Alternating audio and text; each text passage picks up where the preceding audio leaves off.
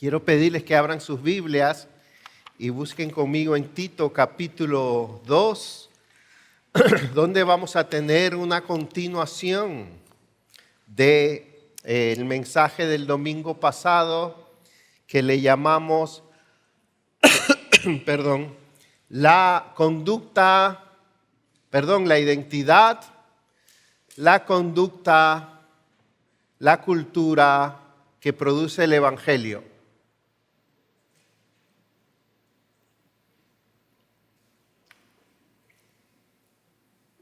Vamos a leer del versículo 1 al 5, porque la parte de los jóvenes queda pendiente. Dice: pero en cuanto a ti, enseña lo que está de acuerdo con la sana doctrina. Los ancianos deben ser sobrios, dignos, prudentes, sanos en la fe, en el amor, en la perseverancia. Asimismo, las ancianas deben ser reverentes en su conducta, no calumniadoras ni esclavas de mucho vino, que enseñen lo bueno para que puedan instruir a las jóvenes a que amen a sus maridos, a que amen a sus hijos, a que sean prudentes, puras, hacendosas en el hogar, amables, sujetas a sus maridos, para que la palabra de Dios no sea blasfemada. Vamos a orar.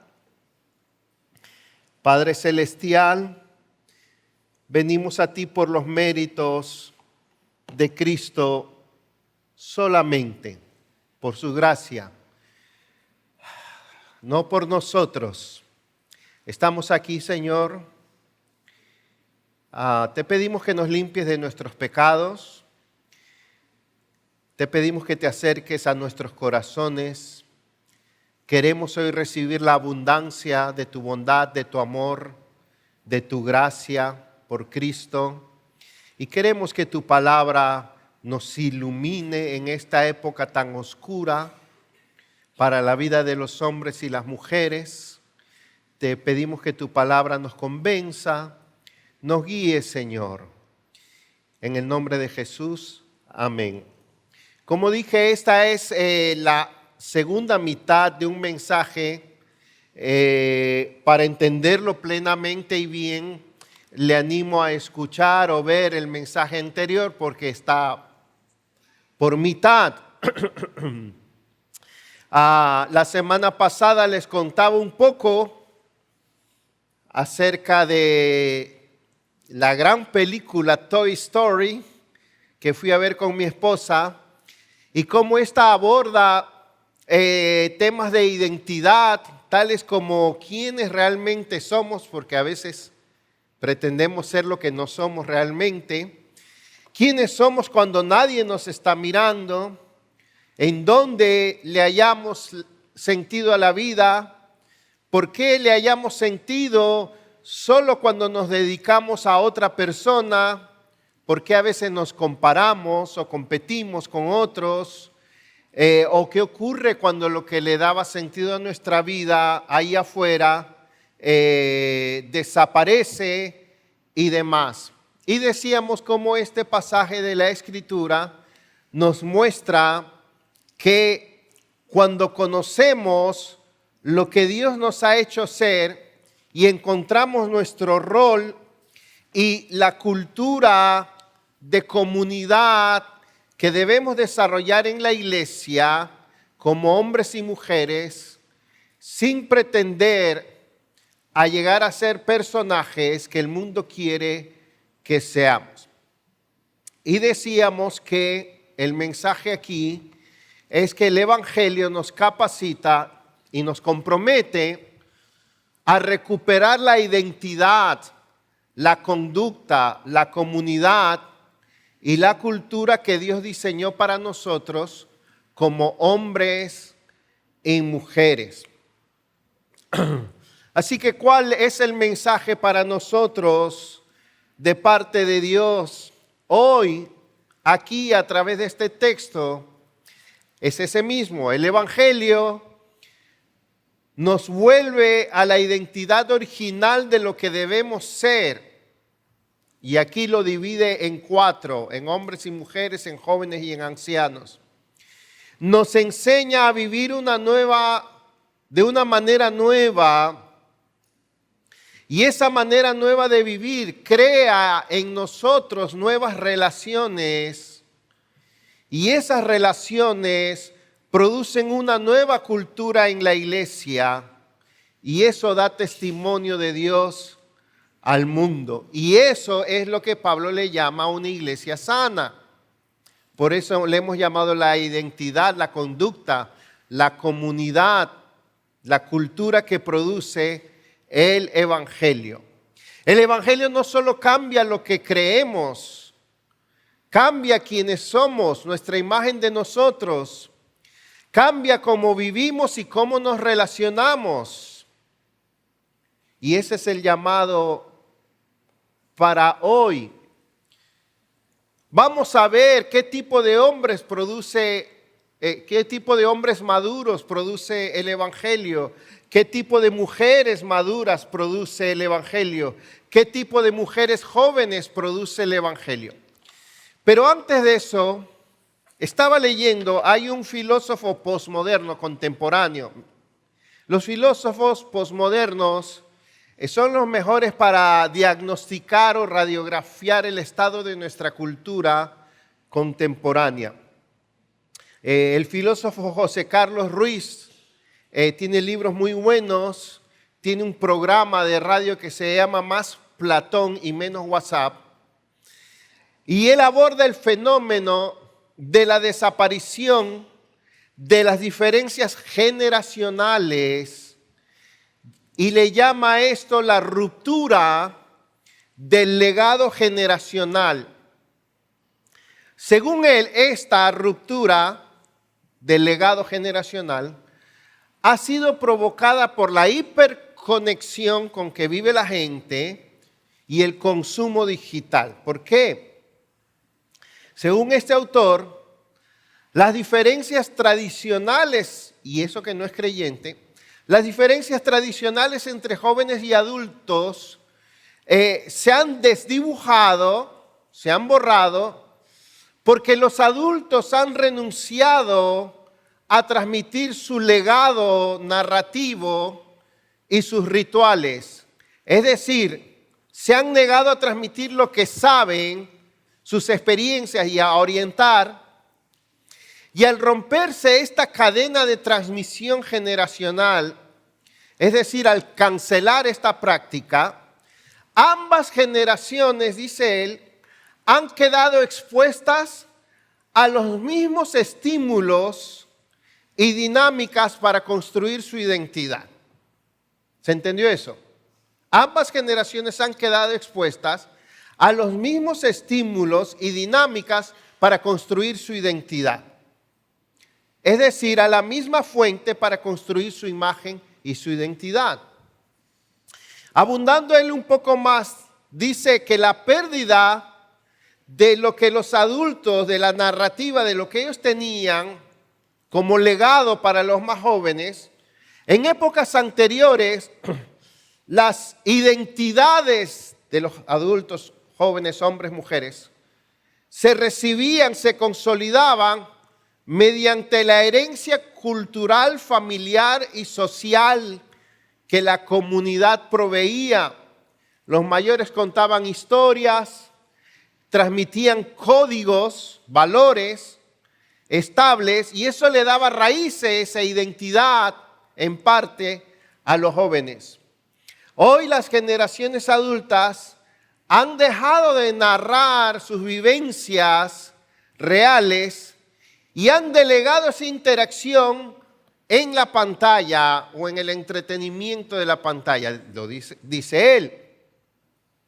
En cuanto al fin de la distinción en los discursos o en lo que la gente hace y habla, históricamente lo que se hablaba, algunos de aquí lo saben muy bien, es decir, los discursos que daba la gente, sean políticos, culturales, filosóficos, familiares, eran complejos y se diseñaban para audiencias adultas maduras. Es decir, que había un nivel de conversación y de intereses muy distinto entre los jóvenes y los mayores. Los mayores no hablaban superficialidades, hablaban a un nivel mucho más profundo, complicado, serio o trascendente. Actualmente, dice él, debido a las lógicas del algoritmo y a las redes sociales, los discursos dirigidos a los adultos, o sea, lo que los adultos aprenden y consumen, se han infantilizado y son hechos para captar la atención de niños de 11 o 12 años, pero son los viejos los que lo están consumiendo.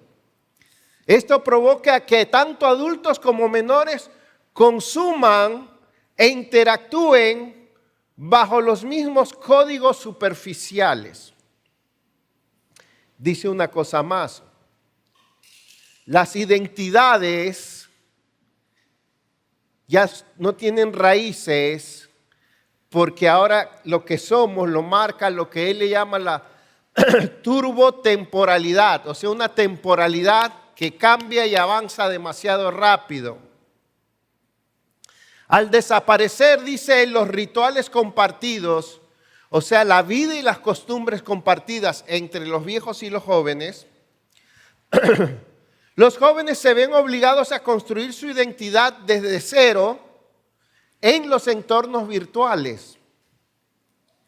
Al no tener un criterio asentado por la experiencia real con la comunidad, el criterio para vivir, en otras palabras, ya no lo heredan de los más grandes, son las plataformas digitales las que terminan configurando sus mentes. Esto arrastra a ambas generaciones a lo que él le llama turbotemporalidad, donde se vive bajo la inmediatez y la prisa, impidiendo la reflexión y la asimilación profunda de verdades o de valores. Y esto trae una consecuencia, que esto es lo que me interesó, porque lo vi acorde con la Biblia. Dice él, esta homogeneización forzada a través de las pantallas no ha unido a las generaciones, sino que las ha aislado.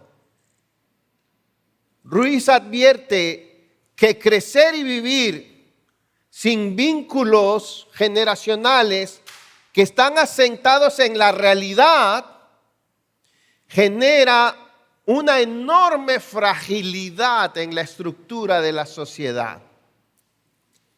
Y esto se traduce en problemas contemporáneos que comparten por igual jóvenes y adultos, tales como un desánimo en cuanto al futuro, una ansiedad existencial, ya no sé para qué vivo, y una soledad entre generaciones que está siendo mercantilizada, aprovechada por los medios.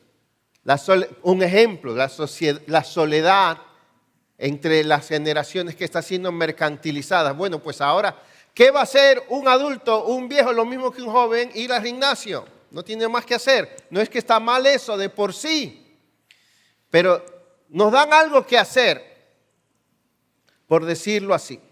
Ahora, miren cómo concluye él su artículo. Para contrarrestar este vacío, José Carlos Ruiz propone recuperar la atención entre las generaciones, el tiempo pausado y la curiosidad real que debe haber entre jóvenes y viejos. Y estas son las únicas herramientas capaces de reconstruir los puentes vivenciales entre las distintas edades que se ha perdido. ¿Tiene relación eso con este pasaje? totalmente. Solo que eso está escrito desde una perspectiva sociológica y filosófica. Pero describe tal cual como aún la iglesia vive muy lejos de lo que acabamos de leer. Ok. Ahora, habiendo visto el domingo pasado que aquí no solo vemos la doctrina que enseña el Evangelio, sino la conducta que enseña el Evangelio, porque aquí no dice enseña la sana doctrina, aquí dice enseña a vivir según la sana doctrina. Y también qué identidad te da esto y también qué relaciones te da esto y por lo tanto qué cultura. Habiendo dicho esto, vamos a lo que se quedó pendiente. ¿Qué tipo de hombres produce el Evangelio? Esto es mucho, pero vamos a ver a dónde llegamos. Los ancianos. Ya habíamos dicho que Pablo divide mayormente como se veía en la sociedad después de casados, en dos géneros y en dos etapas de vida. No había edad media, porque algunos nos sentimos bien diciendo yo estoy en la edad media. Pero en ese tiempo generalmente si llegabas a los 50 años ya pasabas de ser joven. O si dejabas de criar. Ya eras anciano o anciana. El anciano Joaquín, ¿ok? El anciano Carlos Alberto, el anciano Álvaro, el anciano Eberto. Ya estaríamos ahí casi. ¿Ok? Y entre obviamente género, hombres y mujeres. Así que había ancianos, ancianas, jóvenes varones y jóvenes mujeres. Pero está hablando de los casados. Los ancianos, menciona cómo deben ser. Sobrios, o sea que no deben estar intoxicados o dominados por nada. Deben ser controlados. Se supone que alguien de edad, de más experiencia y que tiene años caminando con Dios, tenga más control, dominio propio, sensatez a la hora de reaccionar, de decidir o de discernir las cosas. Si quieres saber, joven, cómo utilizar tu dinero, cómo acercarte a una persona del sexo opuesto, cómo planificar tu vida, qué cosa es más importante en algún asunto, deberías consultar con alguien que tiene décadas de ejercicio, con alguien que obviamente por su edad y por su condición de buen creyente tiene más sobriedad, más experiencia y más sabiduría que tú. Yo hablaba con alguien y trataba de hacerle entender lo que yo he visto. En este caso era una persona joven, lo que yo he visto en jóvenes desde 1983 que me convertí. Es decir, más de 40 años. Y yo digo que en 40 años algo uno ha visto, ¿verdad? Repetidamente, porque si algo le sucede a un joven que hace esto, esto y esto, tú dices, bueno, ¿por qué le habrá sucedido? Pero si eso lo has visto 40 veces, 60 veces, digo yo, algo se aprende ya, ¿verdad? Se supone que los ancianos que son creyentes siempre tendrán algo que enseñarle a los más jóvenes. También dice sean dignos de respeto, reverentes, dice otra versión. Deben ser, creo que otra versión dice deben ser serios. Serios en las cosas que hay que ser serios. También se refiere a que sean reverenciados, respetados o venerados por los más jóvenes. Sí, eso está en la educación también y en la cultura y en la consideración de los jóvenes hacia los mayores, empezando por tus padres, obviamente, ¿no? Hace 2 días, una hermana, aclaro, no es de esta iglesia, me contaba que su hija de 16 años, 15 años, ella estaba entrando y le dijo, sal de mi cuarto. le dijo la hija. Sal de mi cuarto, quiero privacidad. Y él dijo, ok, y salió. Y le dijo, ahora tú sal de mi casa y no vuelvas hasta que aprendas quién soy yo y lo que me debes a mí y lo que he hecho por ti todos estos años. Nunca más. ¿Ve? O sea que hay algo que reverenciar, que respetar en ese sentido. Es triste cuando no se le inculca eso a las nuevas generaciones desde chiquitos. Bueno, no puedo seguir por ahí. Hay muchas cosas, volviendo a la gente madura, en las que hay que ser serios, especialmente y respetables, especialmente frente a las trivialidades, a las maldades, a las impurezas, a lo indebido, a lo vulgar, a lo necio, a lo trágico, a lo doloroso, a todo lo malo. Uno no se puede reír de esas cosas. Uno no puede celebrar esas cosas. Uno no puede dejar de tomarlas en serio. Uno no puede tomarlas sin importancia. La cultura a veces, vemos en los medios, vemos en los streaming, Netflix y en todo lo que nos provee. Vemos en el Super Bowl, vemos en la entrega del Oscar. Una cantidad de maldades, de necedades, de sensualidades. Y la gente se ríe, lo toma bien, lo toma normal. Eso no es ser serio. Eso no es ser digno de respeto. Si hay alguien que tiene que ser serio en esas cosas y enseñar a los más jóvenes a cómo reaccionar o actuar ante esas cosas, es el anciano, es el maduro, ¿verdad? También dice prudentes, ¿verdad? Tercero, prudentes, comedidos, con buen juicio o discernimiento. Los ancianos, cuando dice que sean prudentes, han visto tanta gente errar o equivocarse en la vida. Ellos mismos hemos cometido tantos errores. Dios ha tratado con sus vidas por tantos años, les ha dado tantas lecciones. Los ancianos han visto tantas veces las consecuencias del pecado, de la necedad. Han visto por tantos años a los que les va bien y a los que les va mal. Y en base a esa experiencia saben algo. Sobre todo si son buenos creyentes. Generalmente por eso han aprendido a frenar, a mirar bien antes de meterse en algo, a rechazar cosas, a evitar lo que sale mal. Por constitución biológica, inclusive emocional y espiritual, ya no están tan sujetos a las pasiones juveniles, típica de los jóvenes, por eso se les llama así. La impulsividad, la imprudencia, la emotividad, el apasionamiento, la infatuación, el acelere, que es más típico de los jóvenes.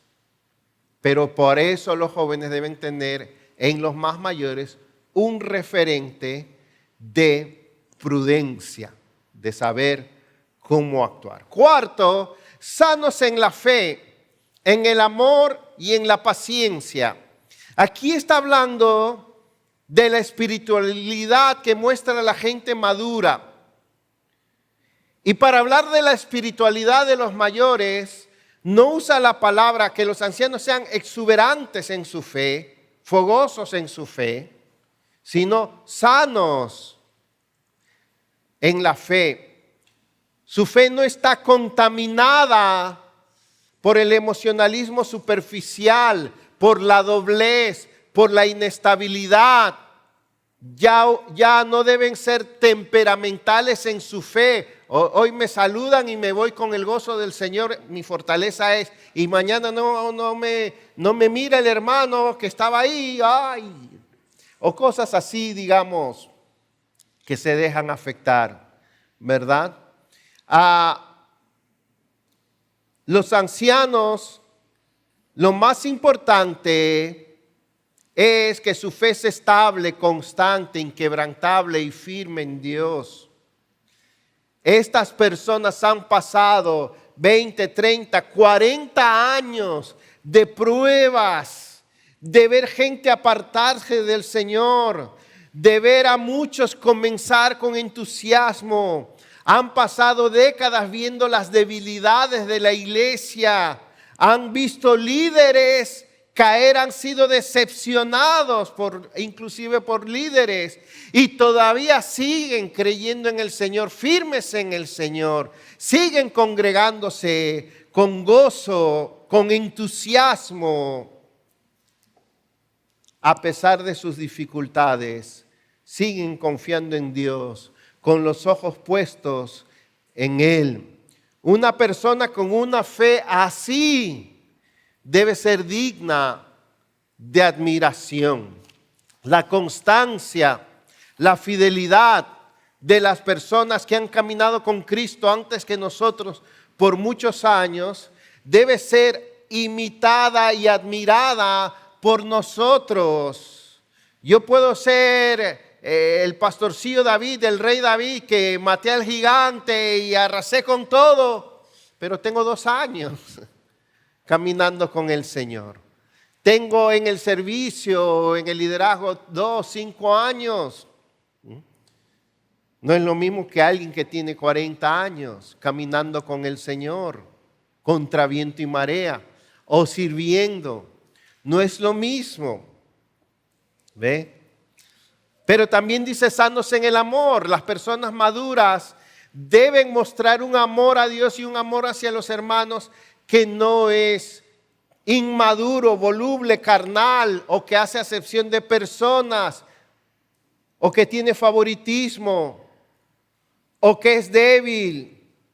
Tiene que mostrar un amor que ama, recibe, soporta aún a los más débiles. 1 Corintios 13, el amor es sufrido, el amor es benigno, no hace nada indebido, no guarda rencor, no se irrita, no busca lo suyo.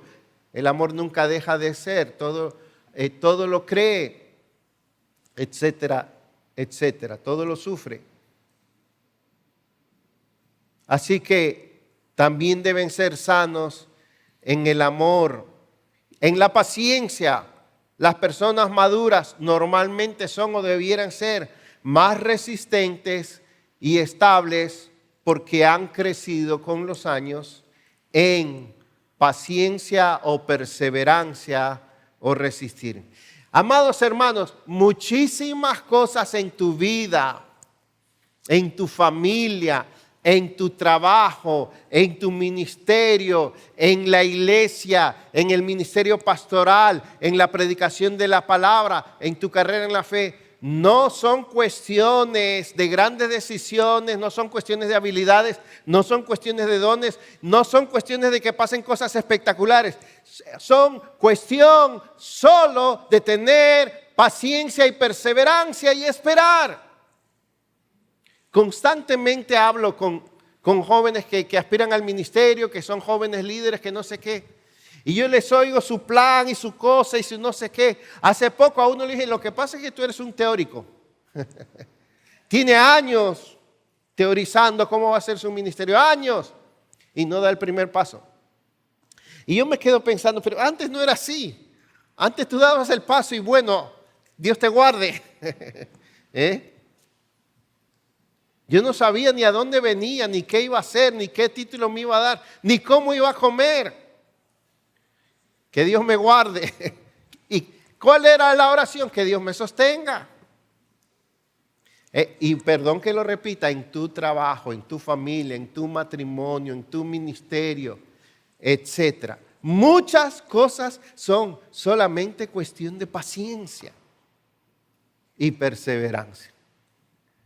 Yo le digo a estos jóvenes, miren, para mí fue lo más fácil servir, pastorear y entrar al ministerio.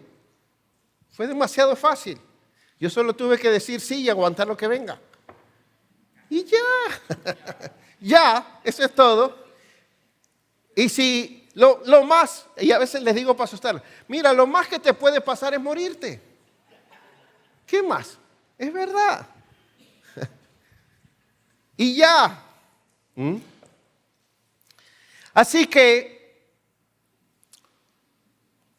hombres maduros, así como el problema mayor de una identidad, de una pérdida de propósito y de identidad en las mujeres puede ser cuando dejan de criar o ser madres. El mayor problema en los hombres cuando llegan a cierta edad es lo que le llaman la crisis de la edad media. Es decir, que sufren una crisis de identidad porque ya no son jóvenes y no quieren dejar de ser jóvenes. Y quieren seguir viviendo y luciendo como jóvenes. En vez de valorar lo que han adquirido con los años, lo que Dios ha hecho con los años, lo que ellos pueden hacer con lo que Dios les ha dado, prefieren seguir atrás. En esta época donde, como decíamos, todo se ha infantilizado. Bueno, ya hace mucho que desde la década de los 60, la sociedad comenzó a celebrar, a valorar y a imitar la cultura juvenil. Cool, rebelde, disruptiva, no sé qué, no sé cuánto. Y vinimos así. Es muy difícil de reconocer en esta época que con los años y mucho más cuando estás en Cristo, tú mejoras, no empeoras. Así que si estás deprimido, varón, porque te estás haciendo viejo, según este pasaje, si estás en Cristo y envejeces, tú mejoras, te vuelves mejor hombre. No, pero yo prefiero ser ese jevito de antes. No. Hay una serie que veo a veces, me aburre a veces, pero a veces la veo que se llama Flash. Creo que no es tan nuevo, Flash, ¿han visto? El superhéroe, Flash. Pero la serie, como todos los superhéroes cada vez son más niños, es jovencito y está rodeado de un equipo que todos tienen superpoderes y todos son jovencitos. Son superdotados intelectualmente, tienen los mejores adelantos tecnológicos, armamentísticos del mundo y tienen superpoderes. Pero el 90% de sus problemas se debe a que se desesperaron, se decepcionaron, desconfiaron uno del otro, se resintieron, se ofendieron y ponen el mundo de cabeza, hasta retroceden el tiempo porque creyó, porque se preocupó, o sea, viven en una cosa emocional sumamente inmadura y me desespera. Teniendo tanto poder, le falta madurez. Las mujeres ancianas, vamos avanzando. Ahora veamos la clase de mujeres maduras que produce el Evangelio. De nuevo repite lo mismo, verso 3, deben ser reverentes en su conducta, reverentes en su porte, creo que dice la Reina Valera. Deben ser respetables, recibir respeto y deferencia, consideración, pero también todo en ellas es digno o respetable. Deben darse a respetar. No son muchachitas adolescentes que en su apariencia, en sus maneras, viven así medio loco. No publican las mujeres ancianas posts en la playa bailando en traje de baño. Aquí con mis amigas. Una cosa les cuento que no salga de aquí, que no salga de Santiago. Una nueva tendencia que casi me dio náuseas, ya porque esto fue ya lo último. Esposas de pastores haciendo reels, videos, posts, ¿cómo más se llama? de su vida íntima, para que vean cómo es una esposa de pastor, haciendo ejercicios en leggings, en pijama, cómo se levantan, cómo se peinan, cómo se arreglan las cejas, cómo cambian a los niños, cómo son sus ropas, o sea, hasta ese punto ha llegado. No dan una reflexión bíblica, no quieren edificar, quieren mostrar, yo no sé qué. Sigamos. No calumniadoras. La palabra calumniar es diablo, en el griego, diabolos. El acusador, que acusan o que chismean. A las mujeres, a todos los creyentes, pero por algo lo señala más en las mujeres mayores, se les prohíbe chismear. Ahora, la gran pregunta científica, filosófica, filológica es: ¿qué es chismear? Hablar mal de otro. Hablar mal de quien no está presente. Criticar al que no está presente. Hablar lo que uno no debe hablar. Hablar palabras degradantes u ofensivas de otros. Debe uno negarse a participar y a prestar oído de esa clase de conversaciones. Lamentablemente hay personas que su única manera de sentirse importantes, interesantes o relevantes en medio de otros es hablando de otras personas, lo que sea, señalando novedades sin importancia, cosas que no se deben decir o cosas que son negativas de otros. Y hay personas que solo así se sienten validadas, escuchadas en medio de otras personas.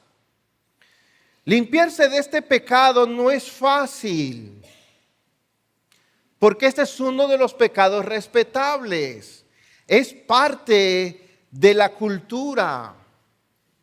Y entre las mujeres es más fácil caer en este pecado debido a su mayor disposición a conversar. Cuando yo salgo de la iglesia, de mi casa, de donde sea, yo salí hace rato. ¿Y qué hacen las mujeres? Salen 7 veces, porque tienen más tendencia a conversar, ¿verdad? Y más señal aquí entre las mujeres mayores, porque pudiera ser que tengan más tiempo libre para eso. Esto es terrible, hermanos. Las mujeres mayores no pueden, ser de influencia y de mal ejemplo a las jóvenes, en términos teológicos, despotricando a otros, criticando a otros, hablando de otros. Le voy a poner una ilustración. Miren, yo estaba con un hermano, con un pastor. Y este hermano, una persona muy prominente en este país, muy prominente, que tiene mucho dinero, muchas cuentas. Le contó a su abogado, tenía que decir, de una cuenta que apareció con no sé cuántos millones en no sé dónde. Obvio, es su abogado. Ese abogado se lo contó a su vecino. Ese vecino se lo contó a este hermano. Y ese hermano me lo cuenta a mí. Y en ese momento, ¿qué hago yo enterándome de la cuenta, no sé qué, no sé cuánto, de esa gran personalidad del país? Y claro, como es un tema caliente, oh, wow, ¿qué puedo yo hacer? Ya tengo tema de conversación con otros, porque es interesante. Pero yo dije, ¿cómo puede haber ese diabolos metido para comenzar en el abogado de esa persona? No, nos encanta esa comidilla, y eso es diabolos pecaminoso. Sigamos. no esclavas del vino, ¿verdad que lo dice ahí? O perdón, no esclavas de mucho vino, no muy esclavas de vino, no esclavas de mucho vino. Nuevamente este mandato pudiera ser muy obvio, pero con el pasar de los años debemos tener cuidado de ser cada vez más indulgentes con la bebida o cualquier otro estimulante que produzca adicción con el pasar de los años. Es fácil permitirse beber cada vez más, recurrir a la bebida como un estimulante, como un relajante, cada vez más y volverse adicto. Maestras del bien, que enseñen lo bueno. Hay una versión que dice maestras del bien, ¿verdad? Qué lindo título. Y este es importantísimo. Las mujeres mayores que enseñen el bien. Que enseñen, y está en contraste con lo anterior de calumniadoras, que enseñen lo bueno, que se dediquen a instruir a las mujeres más jóvenes. Lo bueno, que enseñen lo bueno se refiere aquí a enseñar lo que es propio y piadoso en la vida del hogar. Yo creo que esto lo dije el domingo pasado, amados hermanos, increíble. De todas las personas e instituciones que existen en el mundo, ONGs, universidades, escuelas, etcétera, es a las mujeres cristianas mayores a quienes Dios le ha encomendado la tarea de formar a la siguiente generación de mujeres para que sean buenas mujeres, mujeres piadosas, mujeres buenas esposas, buenas madres y buenas amas de casa. El que encuentre ese currículo en una universidad me avisa para inscribir algunas.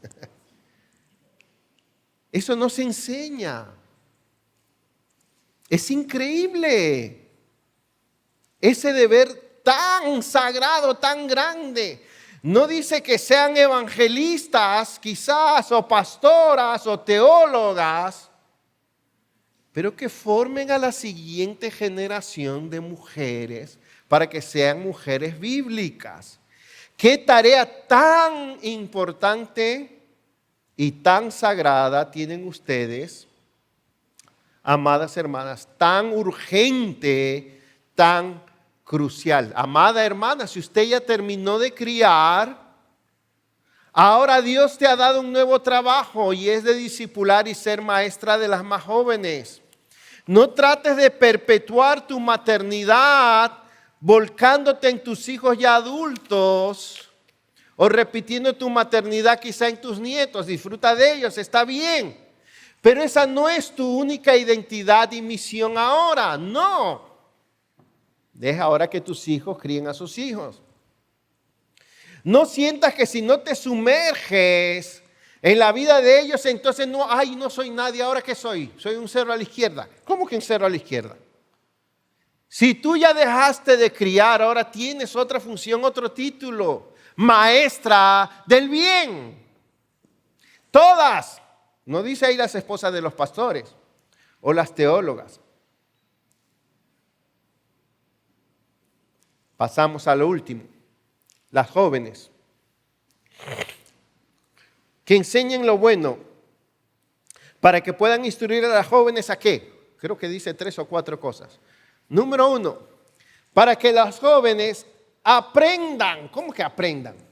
Sí, porque no hay una licenciatura o maestría para casarse. Se aprende en el camino. Que aprendan a amar a sus esposos. Este mandato no es tan obvio ni tan fácil como parece. En primer lugar, porque en tiempos del Nuevo Testamento todavía era común que los padres arreglaran los matrimonios de sus hijos. Así que era posible que una mujer no sintiera nada por su esposo, que ni lo conociera bien y que esa unión fuera un puro deber de obediencia. Ya me casé, él está ahí, bueno, no, me casaron. También, por otro lado, en una isla como Creta, con una cultura tan maliciosa, tan indolente, tan viciosa, podía ser muy difícil formar mujeres virtuosas, trabajadoras, amorosas, cuidadosas, tiernas. Podía ser muy difícil. Nosotros no estamos en Creta, pero la oposición, las ideologías en contra y los ataques contra ser buenas mujeres y buenas esposas son igual o más que los que había en Creta. Créanme, ya eso no se valora. La liberación femenina, el feminismo, promueven las jóvenes todo lo contrario, no le aguantes ni un pelo.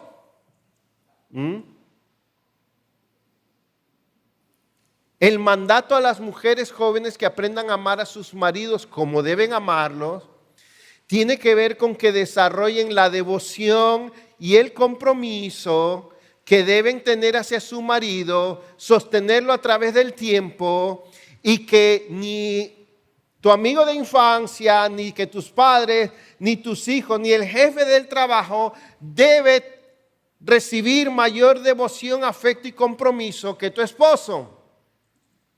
Lo cual es fácil. Sí, hay mujeres que por sus padres están dispuestas a hacer lo que sea, pero no por el esposo. Y hasta por el jefe. En fin. Esto es importante, hermanos, porque debido a los defectos y fallas de los esposos, de los hombres, a veces tenemos fallas, ¿verdad? A veces. Yo tengo una cada 6 meses. Debido a que muchas mujeres tienden a decepcionarse y a cansarse de sus esposos al pasar los años porque nunca cambian, pueden ir perdiéndole el cariño, la devoción y el respeto a sus esposos. Yo, esposas cristianas, me han dicho hasta adelante, él es mi cruz y ya. Así me lo han dicho. Otra delante de mí le llama, el loco. Así le dice al esposo delante de mí. Sí, el loco está en la casa. Qué falta de respeto. Qué falta de devoción. Porque con los años cansa. Y parece que uno está llevando una cruz, ¿verdad?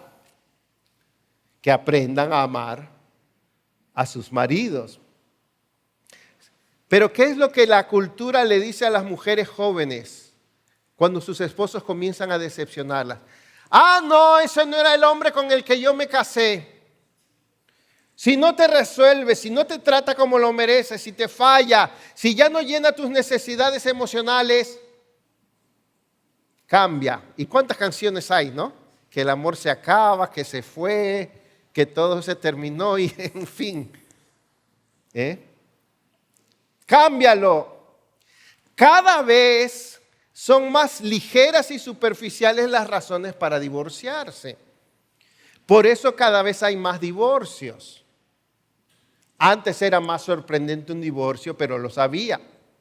Pero ¿cuánta gente hay divorciándose al año de casarse? A los 2 años, a los 3 años. Y cuando preguntas ¿qué pasó? No, ya me decepcioné, no era lo que yo pensaba. Que aprendan a amar a sus esposos. Segundo, que las mujeres jóvenes aprendan a amar a sus hijos. También puede parecer obvio. Pero todos saben el inmenso cuidado, ternura y trabajo que requiere criar hijos. La maternidad es un gran sacrificio. Uno de los trabajos más difíciles del mundo, no sé si el más difícil, pero uno de los trabajos más trascendentales del mundo.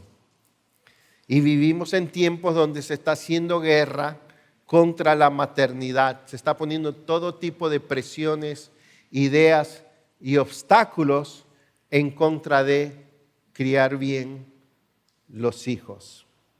Lo primero que se necesita para amar a los hijos, ¿saben qué es? Tener hijos. Y aquí es donde primero se ha estado enseñando a no amar a los niños.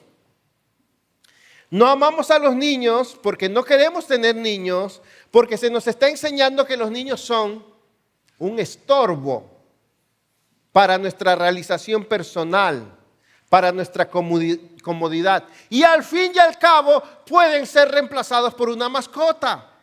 Es mejor tener un perro que un niño. Es lo que dice la cultura de hoy. Entonces las mujeres piensan, wow, un perrito no me da tanto. Y nos acompaña y duerme con nosotros. Y le compramos su cochecito. Y le compramos su ropita.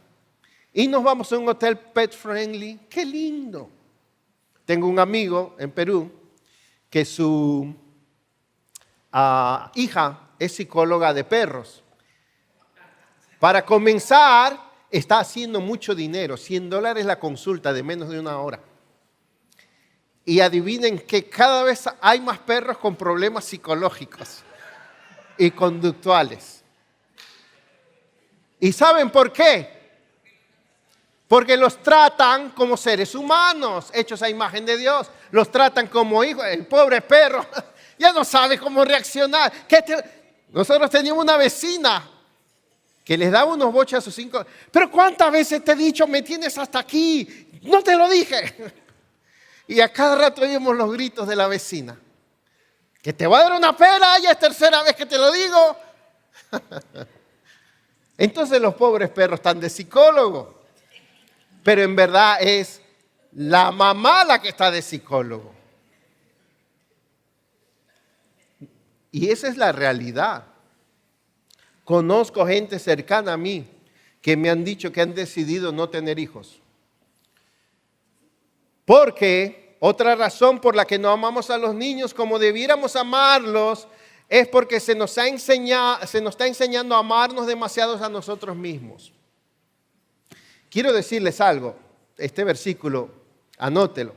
2 Timoteo 3, 1 y 2. En los postreros días vendrán tiempos peligrosos, porque vendrán hombres que serán amadores de sí mismos. No amamos a los niños,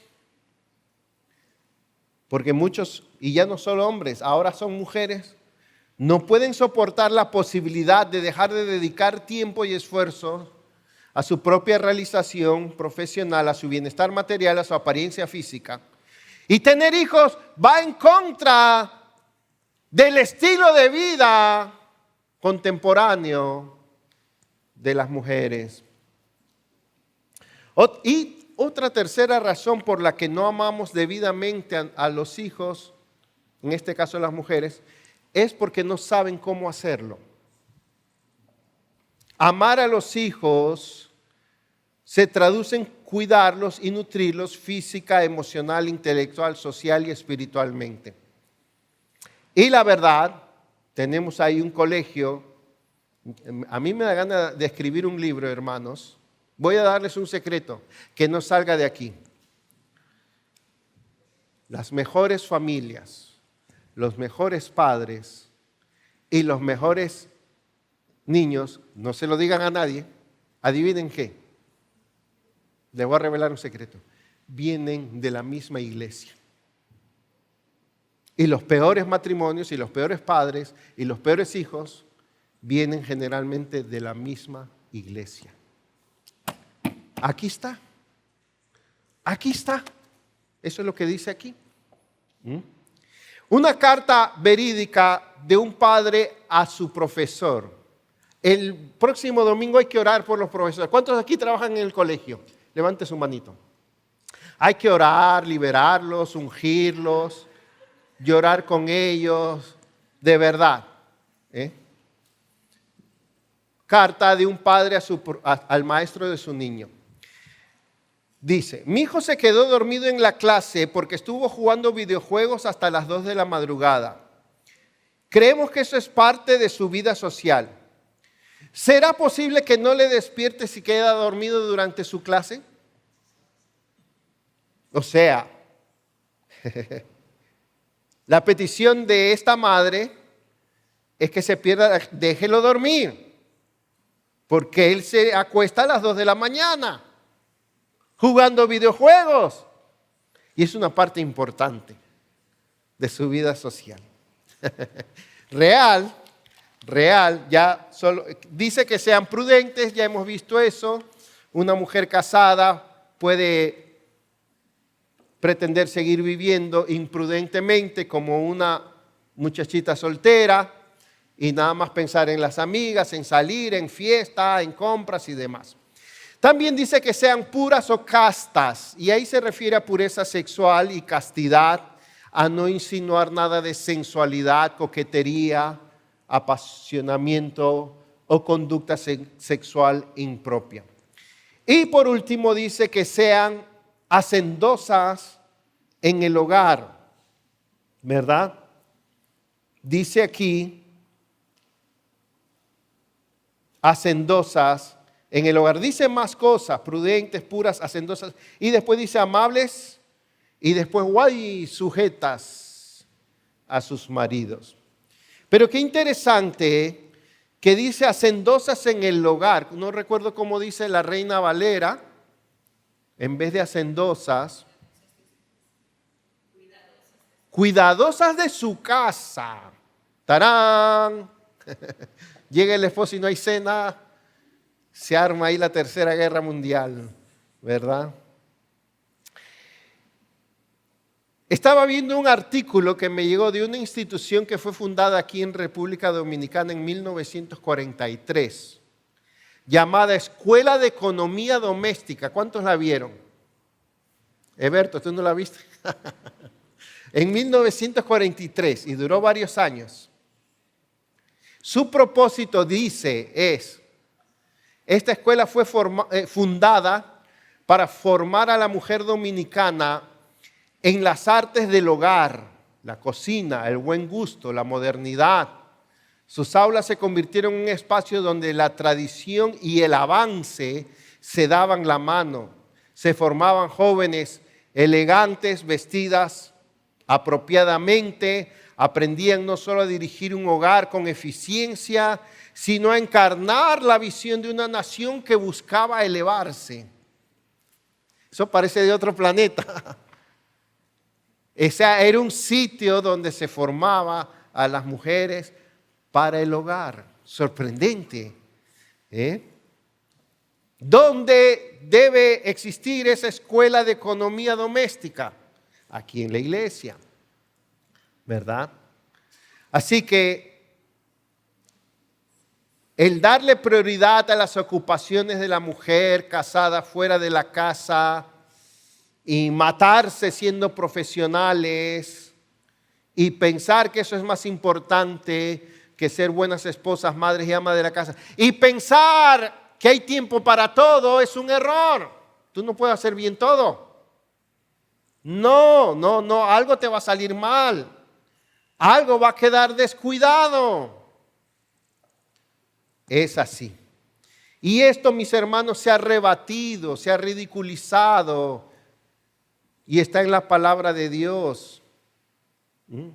Se enseña lo contrario a esto, hasta el punto de considerarse este tipo de vida no solo feo o anticuado o no importante, hasta abusivo. Es un abuso para una mujer joven que la tengan así, si se casa. Bueno, esto es como ir al salón de belleza para hombres y para mujeres, para hombres maduros, para hombres jóvenes, para mujeres maduras. ¿Cuál es la imagen, la belleza y lo valioso que un hombre o una mujer debe mostrar por causa de la transformación que trae el Evangelio? El que define quién tú eres, cómo debes comportarte, cómo debes relacionarte, cómo debes recibir de los demás y dar a los demás es Dios. Si no adoptas la identidad, la cultura que Dios quiere forjar en ti por medio del Evangelio, entonces es el mundo, por medio de lo que tú consumes, el que está definiendo tu identidad y tu forma de vida. Si no es Dios, es el mundo. ¿A quién estás siguiendo e imitando? Sí, hermanos, tenemos que abrazar la sana doctrina, pero tenemos que ser una comunidad que forma personas.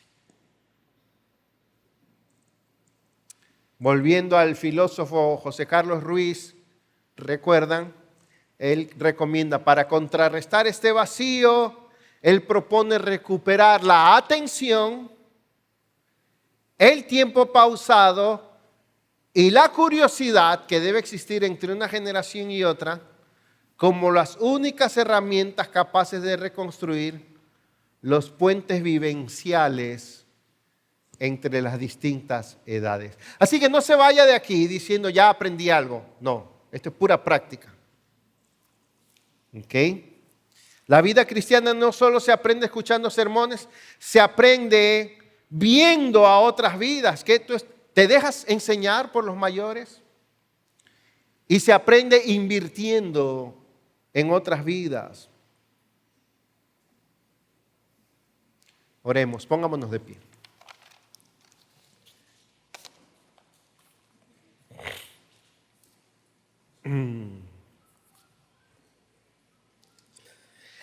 Padre Celestial, nos maravillamos cómo el Evangelio no solo muestra inescrutables riquezas de la gloria de la persona de nuestro Dios, sino cómo eso debe afectar la clase de hombres que debemos ser y mujeres, y la clase de vida hogareña que debemos tener. Y Padre, te queremos pedir perdón por descuidar, menospreciar, infravalorar lo que debemos ser en el hogar. Te pedimos perdón por descuidar lo que debemos ser como matrimonios, como hombres maduros, como mujeres maduras, como hombres y mujeres jóvenes. Perdónanos por no querer aprender de los demás. Perdónanos por no querer influir en los demás. Ayúdanos a afirmar la identidad que tú nos has dado, la clase de hombres y mujeres que quieres que seamos. Ayúdanos a ser una comunidad que se forma a sí misma, se edifica, para que tú seas visto en nosotros.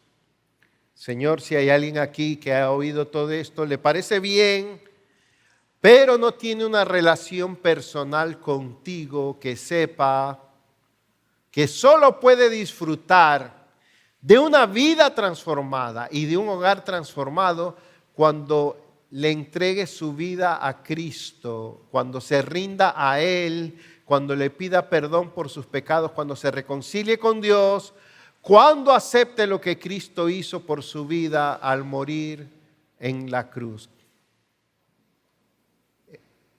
El Evangelio es un regalo de misericordia, de amor, que no lo rechacemos. Y los que ya somos creyentes, Señor, qué buena noticia que contamos con tu gracia, con tu bondad, como comenzó este culto, con la abundancia de tu misericordia a favor de nosotros. Amén.